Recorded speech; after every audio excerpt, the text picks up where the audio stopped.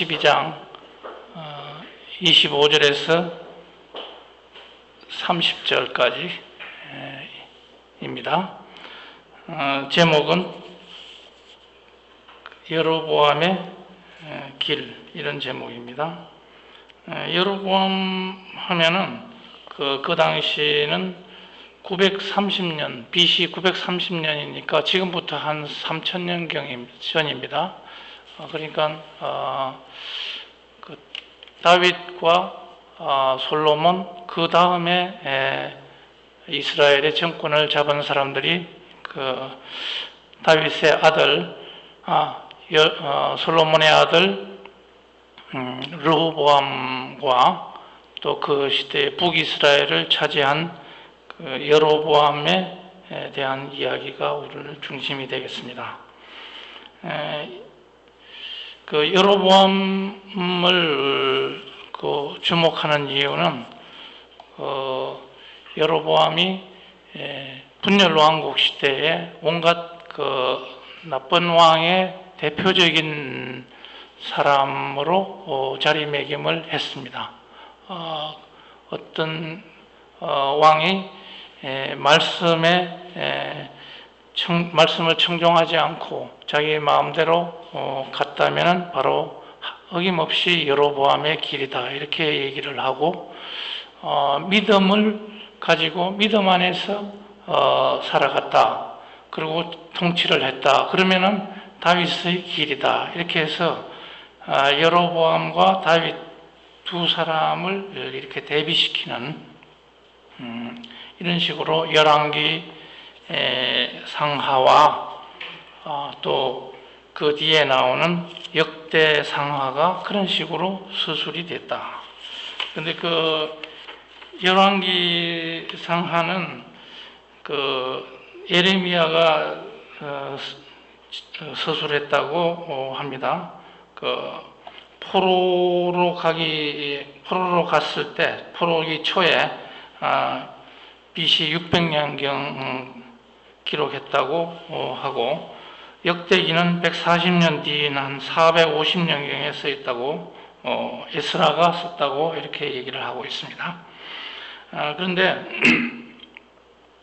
열왕기서는 보면 누가 기록한 우리가 이스라엘 역사를 기록하는 그런 방법이 조금 우리가 역사를 보는 거하고 조금 다릅니다.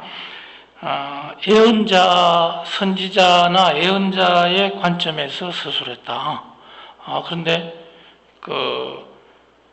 역대기는 거기서 한 걸음 더 나가서 제사장 중심에서, 제사장이 아마 기록한 거 아니에요. 그러니까 에스라가 제사장이기 때문에 그 제사장 중심으로, 레위지파 중심으로, 성전 예배를 중시하는 중심으로, 그러다 보니까 구속사 중심으로 이게 서술이 됐습니다. 그런데 열왕기는 선지자 관점에서 썼기 때문에 왕들을 강하게 질책하는, 잘못된 점이 있으면 강하게 질책하는 그런 사관으로 관점에서 썼고, 또 신명기 사관이 들어가 있다 하는 겁니다. 너희들이 하나님 말씀을 청종하면은 살겠고, 그렇게 하지 않으면은 정령 죽으리라 하는 그 신명기 사관에서 써졌다. 그래서 이것을 보면 북욱 강병을 이룬 북이스라엘의 아합과 또 그 뒤에 여로보암 2세가 나왔어도 그 사람들은 하나님의 말씀이 없었기 때문에 오히려 우상 숭배를 했기 때문에 나쁜 왕이다, 이렇게 이제 판단을 합니다. 역대기에서는 아예 이런 사람들을 아예 서술하지를 않습니다. 다윗 계보만, 솔로몬 계보, 다윗 계보만 서술함으로 인해서 구속사의 맥을 이어가는 그런 쪽으로 보면은 우리가 이해가 쉽습니다. 그러니까 역대기는 철저하게 유다 중심으로 역사를 기록했습니다. 그러니까 왜 그러냐면은 남유다가 멸망하면서 587년 멸망, 유다 사람들이 이제 그 포로로 끌려갔기 때문에 그 사람들이 거기서 또 성골입니다. 거기서 또 주류가 되어 있으니까 유다 중심으로 모든 것을 기록하고 싶습니다. 그 다음에 또 열왕기서도 약간 그런 면이 보이는데 그 역대기는 그만큼 더 보수적으로 썼다. 그렇다면은 우리가 이스라엘의 역사, 이 왕들의 역사, 다윗이 나오고 나서 한 500년간이 왕들의 역사가 이어지고 있는데 이스라엘의 그 이러한 역사를 우리가 배워야 하는 이유가 뭘까? 그걸 한번 생각해 봤습니다. 어릴 때부터 저는 항상 신앙 생활을 하면서도 왜 우리가 한국을 공부하지 않고 왜 이스라엘 얘기만 자꾸 해서 건동 지방의 얘기만 들어야 되는가? 이거에 대한 불만이 있었습니다만은 제가 목사가 되고 그 뜻이 뭘까? 우리가 이스라엘을 공부할 수밖에 없는 이유가 뭘까?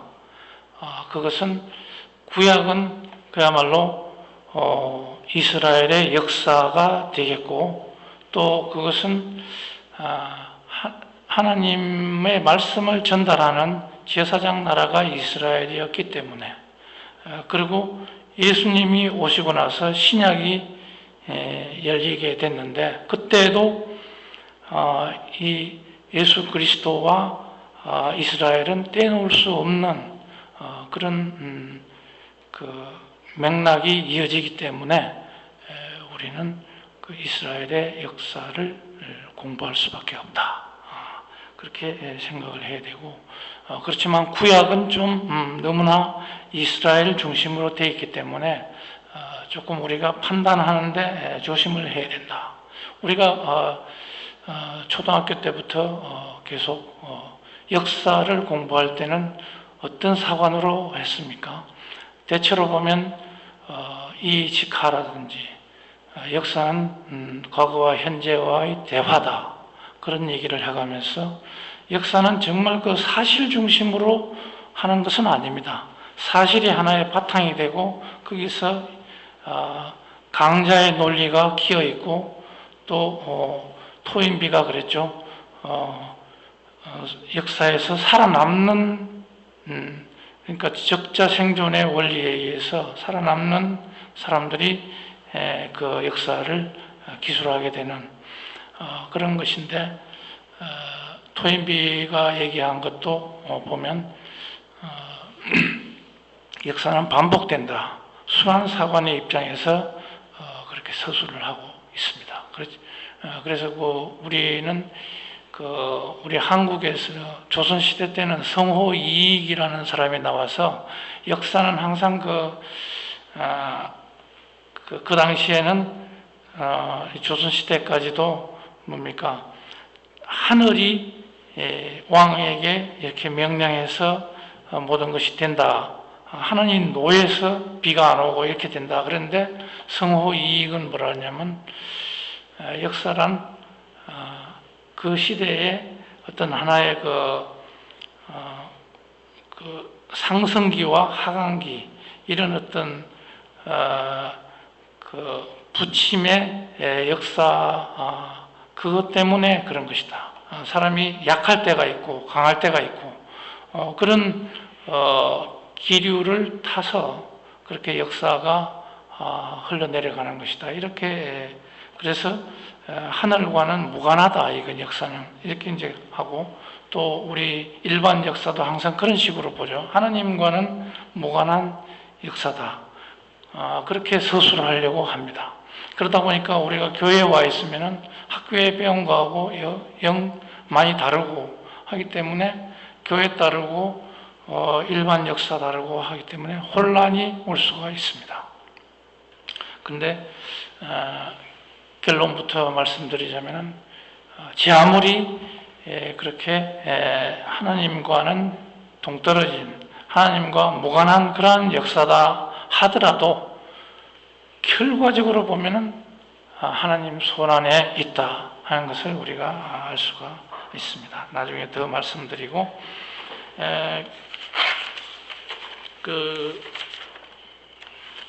르호보암 얘기부터 먼저 하면은, 르호보암 얘기는 11장의 12장의 1절부터 쭉 나옵니다. 근데 르호보암이 어땠습니까? 솔로몬의 뒤를 이어가지고 이제 이스라엘의 12지파를 전부 통치를 하려고 이렇게 세겜에 올라갔는데 그 이스라엘 백성들이 물어봅니다. 당신이 정말 솔로몬의 후계자로 이스라엘을 통치하려면은 앞으로 우리를 어떻게 할 것인가 물어봅니다. 그랬을 때 우리를 제발 그 솔로몬의 그러한 그 압제, 그런 노역, 강제 노역을 많이 시키고 했던 거기에서 좀 자유롭게 해달라. 그러면 우리가 왕을 따르겠다. 그렇게 북이스라엘 사람들도 와서 그런 얘기를 하고, 그랬을 때 3일 후에 와봐라. 그렇게 얘기를 합니다. 근데 노인들, 그 장로들한테 물어보고 또 자기가 같이 가까이 했던 젊은 사람들한테 물어보니까 장로들은 이 백성들을 편하게 해주라. 그러면 왕을 따를 것이다. 근데 이 젊은 층들은 뭐라 했냐면은 그럴 필요 없다. 더 강하게 정갈 채찍으로 밀어붙여야 된다. 이렇게 했는데 르호보암은 41세가 되는 르호보암은 그 젊은 층들의 말을 듣고 하다가 북이스라엘 10지파가 따르지 않겠다. 이 애굽에 피난가 있던 그 여로보암을 데려와서 자기들의 통치자로 세워버리고 결국은 르호보암은 두 지파 유다와 베냐민 정도만 이렇게 가지고 남쪽을 통치하게 됐던 겁니다. 그러니까 여기서 알 수 있는 게 자기가 좀 더 사람들의 말에 귀를 기울이고 그렇게 했더라면 이런 일이 벌어지지 않았을 건데, 남북이 분열이 안 됐을 건데. 그러니까 이스라엘은 남북 분열된 게 BC 900년도 930년 정도니까 우리가 남북 분단된 것도 이스라엘하고 비슷합니다. 1945년에 해방되고 나서 바로 남북 분단이 됐는데, 근데 남북 분단이 된 거는 이유는 좀 다릅니다. 이스라엘은 하나님의 말씀을 저버렸다. 솔로몬이 저버렸기 때문에, 그리고 솔로몬이 여러 가지 백성들의 말을 듣지 않았기 때문에, 백성들을 괴롭게 했기 때문에 이탈이 됐다. 그런데 우리나라는 어떻습니까? 1945년 그리고 1948년 해방 정부 수립이 되고 나서 북한 쪽으로는 이 사회주의를 공산주의를 신봉하는 사람들하고 이 남쪽에는 이 자유민주주의를 신봉하는 사람들, 이렇게 서로가 대립이 되어가지고 좌우의 대립이 되어가지고 통일이 될 수 없었고, 그뿐만 아니라 크게 보면은 강대국이 이 해방도 우리의 자력으로 해방이 안 됐지만은 남북 분열된 것도 강대국이 이렇게 강제로 이렇게 선을 그었던 겁니다. 독일이 그랬던 것처럼. 그러니까 힘을 못 쓰게 하는 그런 것도 있겠고, 강대국이 자기 이익을 위해서 이렇게 갈라놓았던 겁니다. 그것이 이스라엘과는 좀 다른 그런 부분이었다 하는 것이고, 그러면은 이스라엘이 이렇게 남북 분열이 된 것은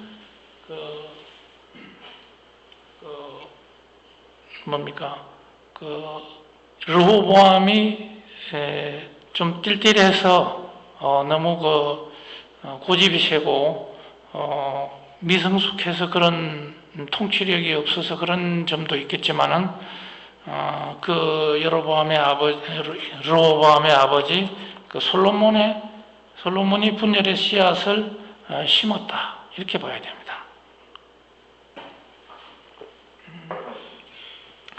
솔로몬이 후궁을 700명이나 거느리고 그러다 보니까 거기에 이방 신들을 외국에서 온 그런 후궁들이 많았기 때문에 거기서 신들이 많이 같이 따라 들어왔습니다. 이방 신들이 따라오고 또 솔로몬이 그 국가를 영토를 굉장히 많이 넓혀가지고 또 이스라엘 그 왕궁에 사치와 방탕을 많이 했던 겁니다. 그래서 성경을 읽어보면은 그 먹는데 굉장히 많은 돈이 들어가고 가축이 들어가고 하는 것을 볼 수가 있습니다. 그래서 이것을 감당하기 위해서 추가로 세금을 더 걷게 합니다. 그런데 세금을 걷게 하는 것까지는 좋았는데 솔로몬의 지파인 유다 지파는 세금을 면제를 하는 이런 차등 정책을 썼던 겁니다. 이것이 결정적으로 북이스라엘 사람들 10지파에게는 아주 마음에 사무쳤던 겁니다. 이런 차별 정책, 그리고 강제 노역도 많이 했습니다. 건축을 너무 많이 하다 보니까 그러면서 유다 지파에게는 이 면제를 해주고 그렇기 때문에 여러 가지로 타 지파들이 불만이 팽배할 대로 팽배했던 이런 차에 이 솔로몬이 죽어가지고 그 후계자를 선정하는 이런 과정에서 이런 모든 이런 그 불만이 쏟아져 나왔던 겁니다.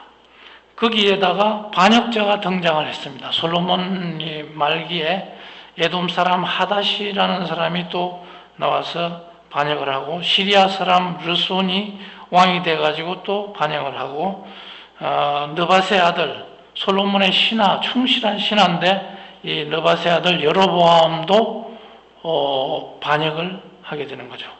여로보암에 대한 이야기는 11장에 언급이 되는데 그 사람은 솔로몬이 건축을 많이 했기 때문에 그때 현장 근로 감독관으로 일하면서 솔로몬의 그 마음에 들었습니다. 일을 잘했습니다.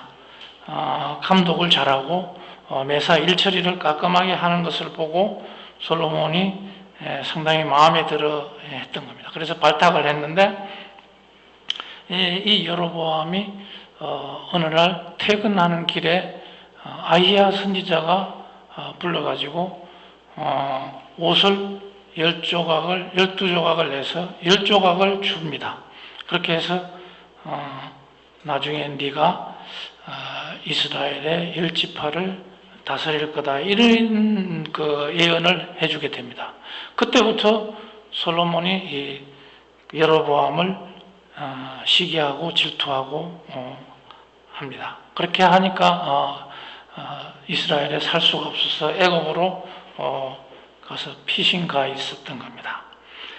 그런데 그 솔로몬은 이처럼 그 여러 가지 하나님의 말씀에서 어긋나 있었던 것을 크게 보면 이것이 남북 분열의 큰 씨앗이 됐다 하는 것이고, 그런데 그렇게 했더라도 후계자를 잘 선정했으면은 이렇게 남북 분열이 안 됐을지도 모릅니다. 후계자를 제일 멋있고 그냥 허우대 좋고 힘만 센 이런 사람을 이방 여인인 그 마아가의 자식인 르호보암을 선택했기 때문에 이렇게 됐다. 그래서 여기서 우리가 보면 최근에 타계한 그 이건희 회장을 한번 생각해 봅니다. 이건희 회장은 삼성을 1987년도에 승계해서 최근까지 한 40배 이상의 매출을 증가시키고 또 순이익을 400배나 증가시켰던 그러한 정말 훌륭한 CEO로서의 역할을 했는데, 그렇게 했던 배경에는 이병철 회장의 후계자 선정을 잘했다. 원래 이 사람은 삼남이기 때문에 이 후계자감이 안 됐습니다. 그런데 맏아들이 여러 가지 무리를 일으키고 했기 때문에 이병철 회장의 눈에 났습니다. 그래서 일찌감치 후계자 수업을 하기 위해서 일본의 와세다 대학으로 가게 해서 거기서 일본 생활을 통해서 일본 밑바닥 생활을 하면서 일본 사람이 무슨 생각을 하고 일본을 이기기 위해서 소니 제품이라든지 이런 전자제품 회사를 연구를 많이 했던 겁니다. 그렇게 해본 결과 이분이 느낀 게 뭐냐면, 세종대왕 때는 우리가 월등히 모든 문물이 앞섰는데 왜 일본이 이길 수밖에 없는 이런 상황이 됐는가? 우리 역사상으로 봐서 그렇게까지 뒤질 이유가 없는데, 그래서 한일합방 전후에 일본의 그런 선진 문물이 그때 외국 선진 문물을 잘 도입함으로 인해서 그렇게 됐다는 것을 깨닫고, 우리 한국의 국민성으로 봐서는 이길 수 있다 이런 자신감을 가지고 그 뒤에 경영하면서 일등주의를 표방했던 겁니다. 그런데 세종대왕도 마찬가지입니다. 조선 3대 임금인 태종도 자기 임기 말에 양녕대군을 맏아들인 양녕대군이 하는 것을 보니까 좀 자질이 없는 것 같고, 세종이 충녕대군이 정말 열심히 공부하면서 장례를 준비하는 이런 모습을 보면서 그 당시 황희정성을 반대하는 황희정성을 기양 보내면서까지도 이 세종을 이 충녕대군을 세자로 책봉하고 임금을 만들었던 겁니다. 그렇게 해서 조선의 깃털이 확실하게 다져지는 그런 것을 보게 되는데, 그만큼 개인도 그렇고 국가도 그렇고 교회도 그렇고 어떤 단체든지 간에 후계자 선정이 상당히 중요하다 하는 것을 알 수가 있겠습니다. 그런데 후계자 선정이 이렇게 잘못됐기 때문에 솔로몬의 말년이 그리고 정권 승계가 좀 엉망이 됐습니다. 그런데 북이스라엘은 이 여로보암이 이런 좋은 조건에서 왕이 됩니다. 여로보암은 뭐냐면은 한마디로 개천에서 용난 인물입니다. 정말 자력으로 자수성가한 그러한 인물이다 이렇게 봐야 되겠습니다. 에브라임 지파 출신이고 또 자기 아버지 너밧이 솔로몬에게 인정을 받고 있는 신하였기 때문에 이 사람의 앞날은 탄탄했다. 그런데 사울과 다윗에서 관계에서처럼 다윗은 이렇게 처신을 잘했는데 이 사람은 그렇지는 못했습니다. 나중에 반역하는 그런 낌새가 보여서 쫓겨갔지만은 하여간 이 사람은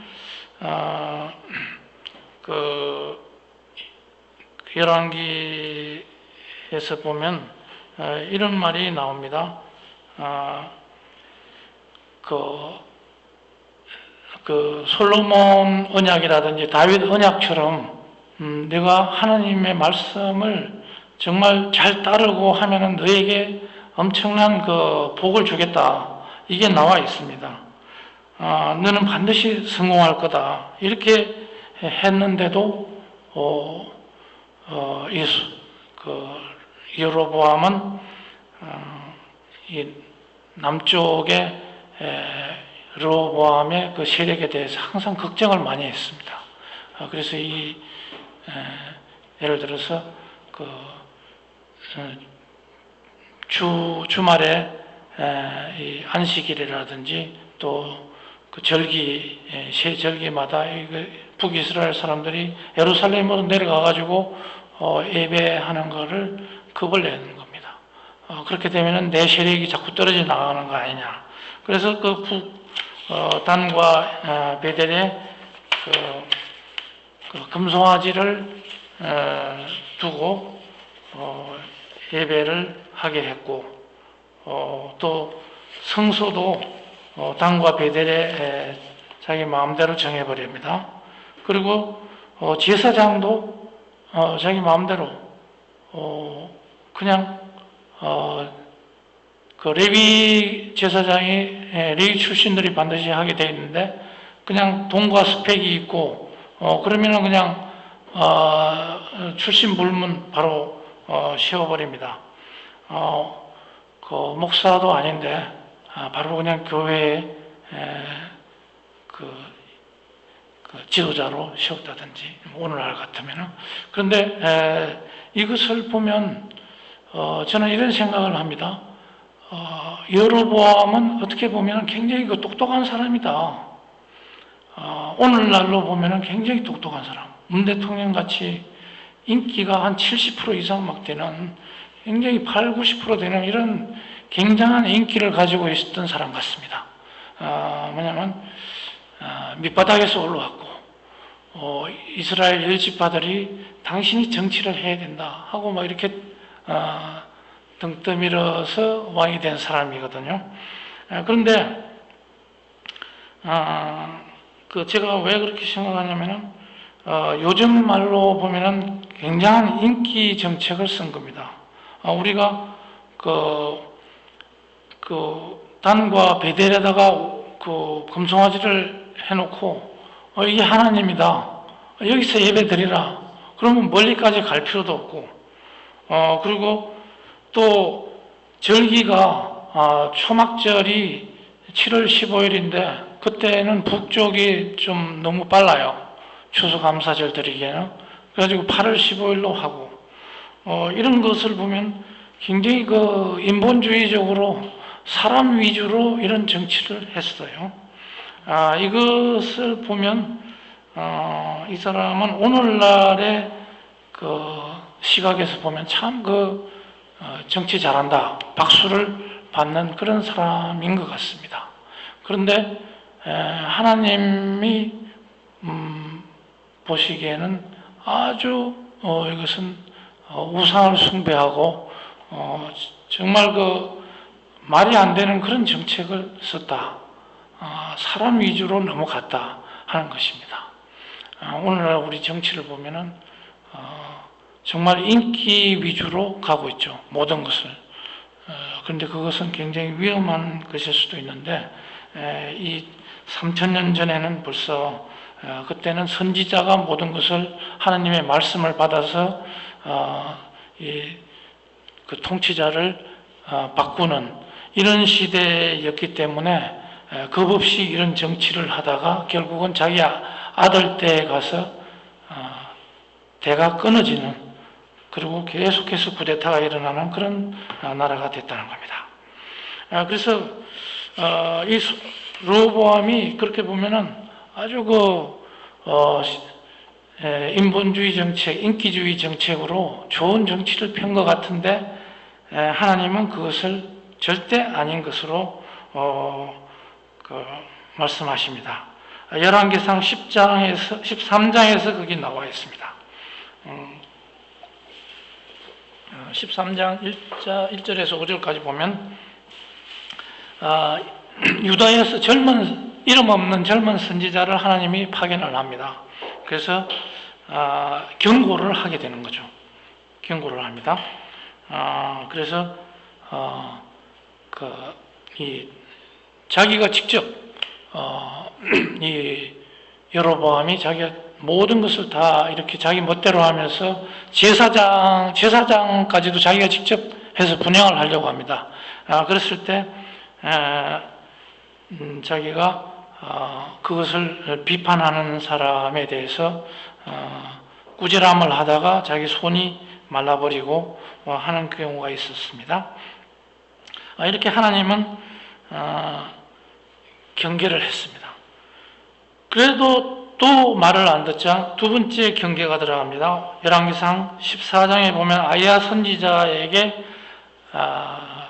아내를 보냅니다. 왜 보냈냐면은 여로보암의 아들 아비야가 죽게 생겼습니다. 병이 나가지고 그래서 몰래 변장을 하고 아이야 선지자에게 보냈는데 결국은 내 아들이 결국 아비야도 죽고 또 아들 떼에서 망할 것이다.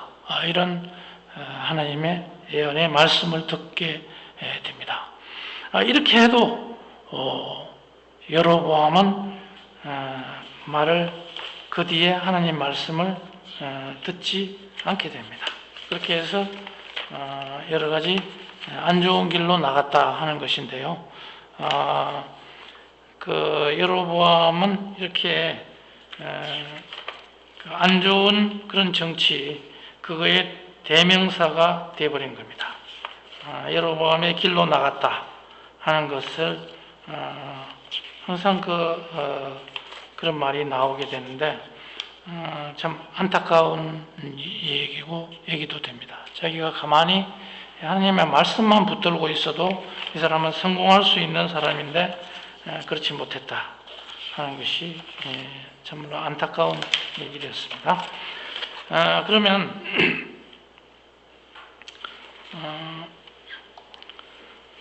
그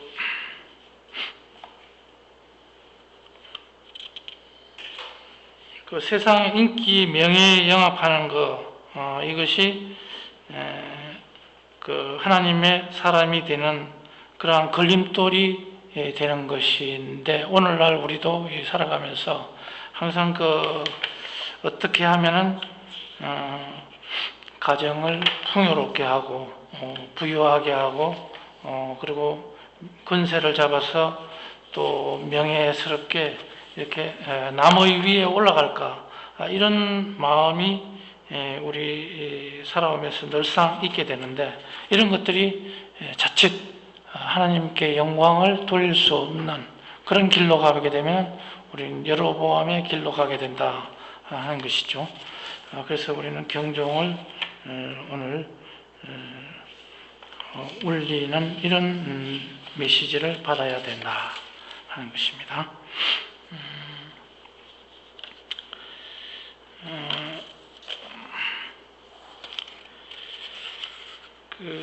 그리고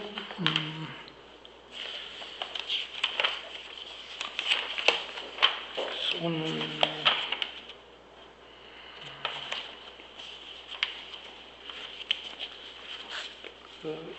이건희 회장이 이렇게 참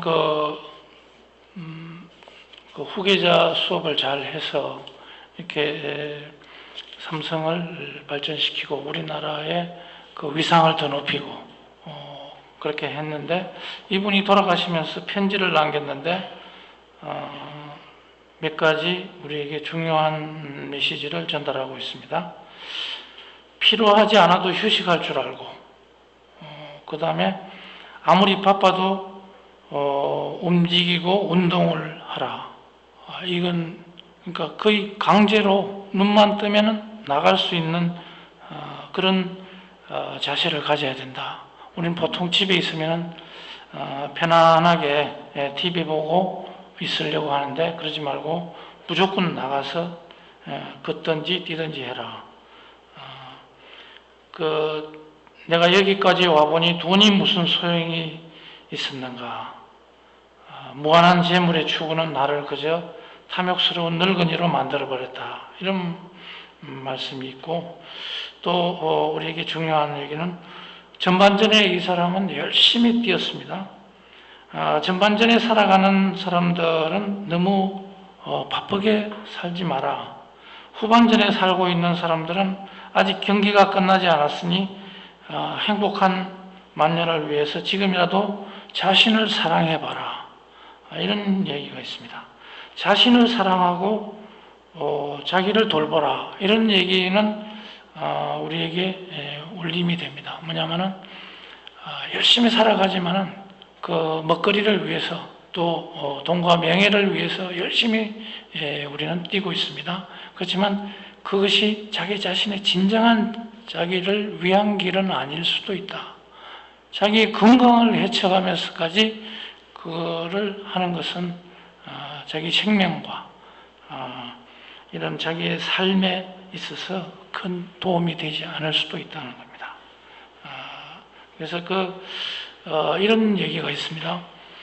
전 세계적으로 성공한 사람들을 모아서 얘기를 들어보니까 좀 변변치 않은 사람들의 얘기를 들어보면은 당장 오늘 너에게 축복을 준다면은 무엇을 원하냐? 얼마 아파트라든지 돈의 통장에 돈이 뭐 1억이 필요하다든지 이렇게 세속적인 그런 얘기를 하는데 막상 성공한 사람들의 이야기를 들어보면은 정말 그 앞으로 하고 싶은 일이 뭐냐?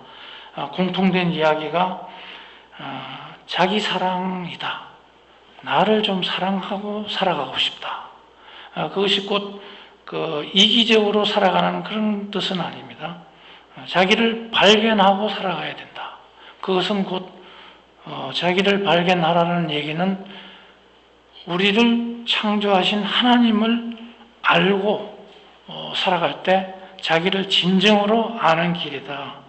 저는 그렇게 이해를 합니다. 이건희 회장에게 제가 조금 아쉬웠던 점은 뭐냐면 이렇게 상속세를 11조 이렇게 낼 필요가 없이 좀 더 재단을 만들어서 필요한 사람에게 기부금으로 많이 헌금을 해주고 빌 게이츠나 워런 버핏 이런 사람들처럼 했으면은 더 많은 존경을 받고 했을 것이다. 이런 생각을 해보는 겁니다. 그래서 어쨌든 그런 아쉬움이 좀 있습니다. 그리고 오늘 좋은 얘기가 있는데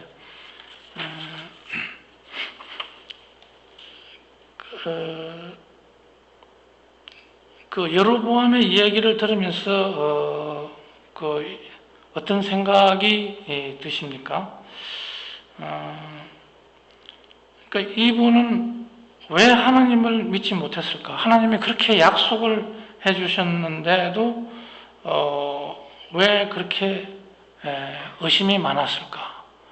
그것이 이 패망의 지름길이었다. 아마도 그에게는 보이지 않는 하나님보다도 눈에 보이는 백성들이 더 중요했던 것 같습니다. 백성들에게 인기를 끌고 싶었던 겁니다. 그래서 자기가 얻을 수 있는 하나님의 마음보다도 우선 그 백성들의 마음을 얻는 게 더 좋았다. 그래서 그런 인기 정책을 폈던 것이다. 그래서 여기서 우리가 알 수 있는 게 우리가 함부로 할 수 있는 우상과 같은 존재가 하나님은 아니신 겁니다. 하나님은 창조주이시고 우리는 피조물 이런 하나님과의 관계를 아는 것이 중요하다. 그래서 살아가면서 여로보암처럼 이렇게 조급하게 살지 말고 크게 보면서 각각 시시때때로 어떤 속도보다는 방향을 잘 잡아서 나가는 것이 중요하겠다. 하는 것입니다. 여로보암은 그 방향을, 포인트를, 눈높이를 하나님께 두지 않았기 때문에 이런 애석한 일이 벌어졌던 겁니다.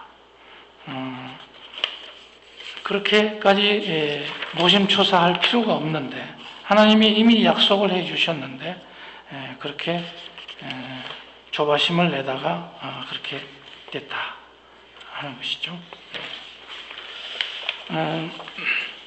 오늘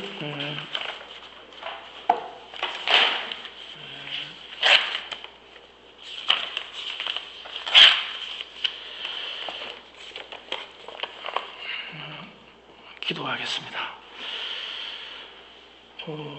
우리나라의 하나님 뜻에 합당한 지도자가 필요합니다.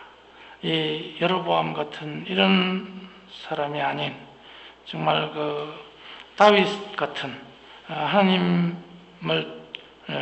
마음속에 두고 살아가는 이러한 우리의 가정의 지도자, 또 교회의 지도자, 우리 직장의 이러한 지도자들이, 또 정치의 지도자들이 많이 나오기를 하나님께 간구해 드립니다. 여로보암도 아니고 르호보암도 아닌 하나님을 따르는 다윗 같은 지도자를 보내주시옵소서. 스스로 하나님의 뜻에 합당한 사람이 되려는 그러한 우리 성도가 되게 하옵소서. 하나님의 일을 잘 감당하는 청지기가 되게 하옵소서. 가정에서, 직장에서, 교회에서 하나님의 자녀로서 하나님 뜻에 합당한 지도자가 되게 하옵소서.